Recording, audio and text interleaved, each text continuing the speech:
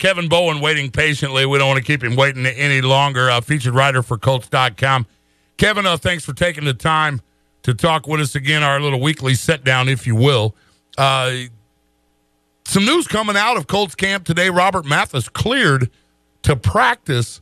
Now, that doesn't mean he's on the practice field today. Where are we setting at with Robert Mathis? Well, he was in the practice field today, only for a bit, though. He took part in the individual period of drills, and I think that's kind of the pattern that you're going to see with Robert Mathis here over the next couple of weeks. Is ease him back into the fold, start with individual drills, eventually work his way back into team drills, and then a game setting as well. So Robert talked with the media after practice, and he's been very steadfast, as really any athlete would, especially Robert, in that he wants to be ready week 1. That's a date that he's targeted since mid-June, and he stood by that today. I mean, he was pretty staunch in saying, I'm going to be out there when the live bullets start flying in Buffalo on September 13th. Chuck Pagano, like you would expect any coach to say, wasn't going to commit to a timetable, and that's probably a smart decision when you got a 34-year-old Mathis coming off a pretty significant injury in that Achilles injury. So I think now it's going to be where does he get ramped up and when do things really start to get going. And come regular season, I don't think you necessarily need to throw him out there week 1 and have him start and play 50 defensive snaps. I think it's one of those things where maybe he plays a little bit in Buffalo in just passing situations and then plays a little bit more against the Jets in week 2. And then by the time you play those quarterbacks kind of mid-October, early November is when you have that run on the schedule of Tom Brady, Peyton Manning, Drew Brees, Cam Newton. I think that's when you want Robert Mathis as close to 100% as possible. Well, with the addition of Trent Coles, how is that linebacker core looking right now with Robert? I mean, this is great news that he's been taken off the PUP list. At least that's the next step forward. But how is the linebacker core looking right now with a couple of preseason games behind them? I think it's probably the deepest spot on the defensive side of the ball. I think you have a lot of unique pieces that I'm going to be interested to see just how the Colts use them. You mentioned Trent Cole coming over in free agency. He has 85.5 career sacks in 10 years. His numbers have gone down a little bit. He feels like being back in a 3-4 kind of rejuvenate him a little bit. Eric Walden's a name that Colts fans should know. I mean, he's been a starter since coming over from Green Bay in free agency back in 2013, and I thought he played very well on Saturday night against Buffalo. He's more your guy, set the edge, a key cog in the run defense. And then Jonathan Newsome, he was kind of your rookie star last year, especially in the second half of the season. Everybody remembers that sack he had against Peyton Manning. Really kind of changed the tide of that divisional round playoff game out in Denver. I think he deserves some playing time on passing downs. And then, where does Bjorn Werner fit into all of this as well? So, when Mathis gets back, I think that allows Greg Manufsky, the defensive coordinator, to be very creative on third down.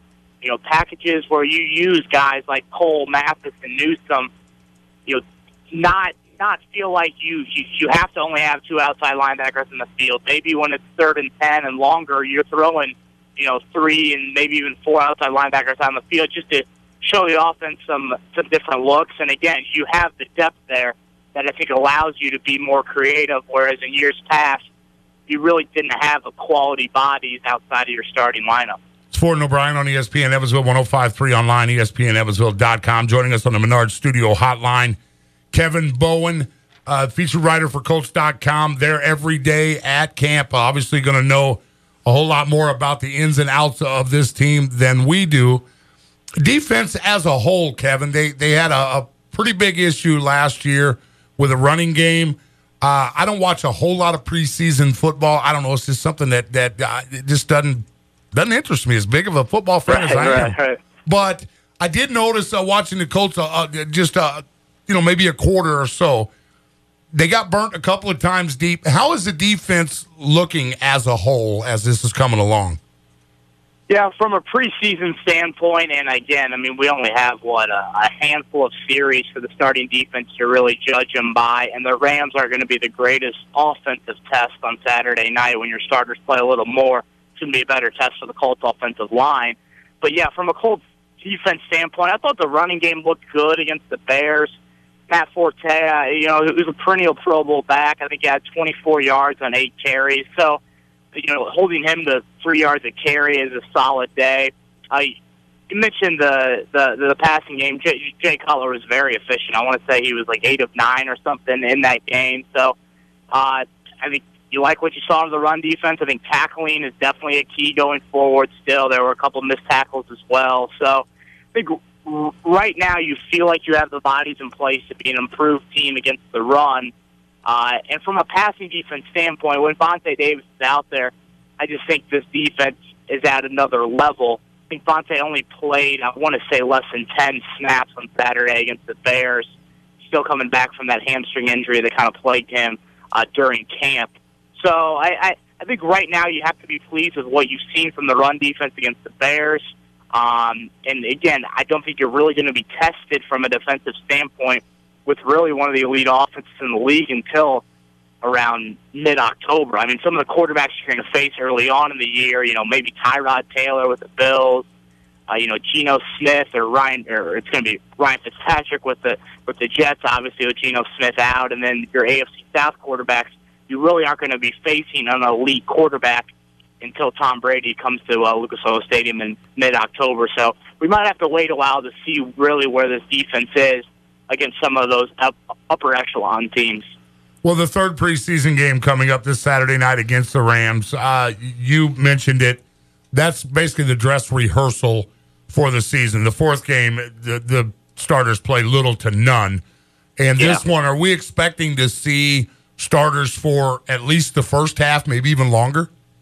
Yeah, I would say, and based on past Chuck Pagano teams, I want to say the starters pretty much typically always play into the third quarter. I think he likes to get at least a drive coming out of halftime, a drive or two, you make some halftime adjustments, see what those are early on in the third quarter. A guy like Frank Gore, he might only play a series or two like he did Saturday against the Bears. I mean, coming into this preseason, Frank Gore had 11 total preseason carries in the last 3 years. So preseason run for him isn't really a need.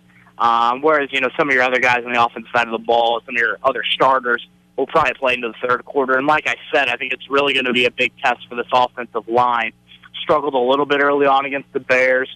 Looked much better on that 9-play, 89-yard touchdown drive there kind of early second quarter. But you think of the Rams, I mean, their defensive line is very stout. I looked it up earlier in the week. They have 5 guys that were picked in the top 14 of their respective NFL drafts. So guys like Robert Quinn and Chris Long and Aaron Donald, who had a very nice rookie year last year. It's going to be a nice test for this Colts offensive line to kind of see where they are, and especially for Jack Mewhort out at right tackle to see where he is, because, like you said, this is probably going to be the last playing time these guys are going to get until the regular season opener.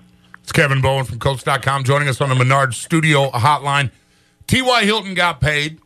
We know Andrew Luck's going to get paid. Nobody's even concerned about that. They're just wondering how much it's going to be. The sky's a limit for that young man. Mm-hmm. But who's next to get paid? I mean, we're looking at Costanzo, Allen, Fleener. Those are 3 names that pop up. Yeah. They can't pay all of them. No, definitely not. And I think Anthony Costanzo, like you mentioned, has got to be that next guy. I know the Colts and Jim Irsay had spoke on record saying, he had hoped to get that done before the start of the season. I saw Stephen Holder from the Indy Star reported today that he's not quite sure if that Costanzo deal is going to get done before the start of the year, but he's got to be the top priority. And I think at a time you could make an argument if it came down to Hilton or Anthony Costanzo. I think a lot of fans would have argued for Anthony Costanzo just because what he means from a left tackle standpoint, and you have nowhere near the quality tackle depth that you do at receiver. So I think he's got to be next in the pecking order. From a Dwayne Allen, Kobe Fleener standpoint, I think that's going to ride out throughout the season. You got to see, can Dwayne Allen stay healthy? Can Kobe Fleener consistently catch the football? I think those two, it's going to kind of be an either-or situation because, like you said, once Andrew Luck signs that deal, it is going to become a totally different salary cap situation for the Colts than what they've been dealing with for the past couple of years. So I think Anthony Costanzo's got to be the next guy, but again, it sounds like that might linger into the season a little bit. What's the feel around the team there, or just around the city with fans and whatnot? I know it's preseason, but they were just one step away from playing in a Super Bowl last year. What's kind of the vibe going on now as the season gets closer? I mean, I've lived in this area my whole life, and I kind of echo what Jim Irsay said earlier in that I don't think there's been this much hype for an individual season in a long, long time. And I think, like you said, the New England game last year has a lot to do with it. And then you bring in guys like Andre Johnson and Frank Gore, who are, household names around the NFL. And then just all the storylines from the offseason, not even to get into all the Deflategate stuff, but then, Reggie Wayne's out there running around Patriots practice today, and he could be coming back to Indy in less than 2 months wearing a different jersey. I mean, who would have ever thought that? So you couple all those storylines, you couple Andrew Luck going into his 4th NFL season, I think that's the reason why the intrigue is so high. And you look at what New England lost from last year's team, Darrelle Revis and Brandon Browner, and pretty much have a revamped secondary outside of Devin McCourty, and I think that was a big area that they were able to take away the Colts, and then the Colts obviously bolstered their receiving core with some key off-season additions. So I think all of that added up, and that's why there's so much hype, and it's also a loaded home schedule. When you think about, you have New England, Denver, and New Orleans.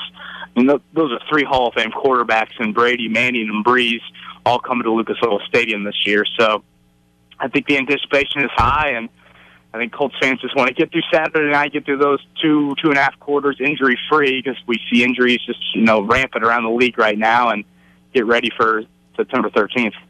That's Kevin Bowen, feature writer for Colts.com. As always, Kevin, great stuff. We appreciate it, and we'll be in touch again next week.